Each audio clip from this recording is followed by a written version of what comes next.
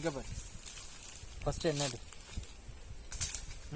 இப்போ மாங்க கிட்ட ரொம்ப கிட்ட வரணும்.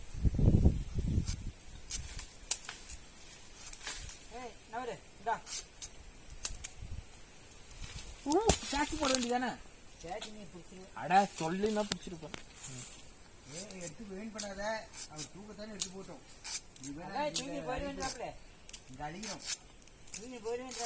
நடந்தா போகணும்.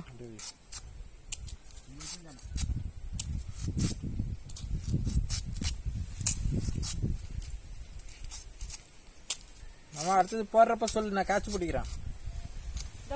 இரு வர்றேன். இருமாமா கட் பண்ணிடுறேன். இரு நான் காய்ச்சி பிடிக்கிறேன். போடு கேட்சி போதுமா கையே?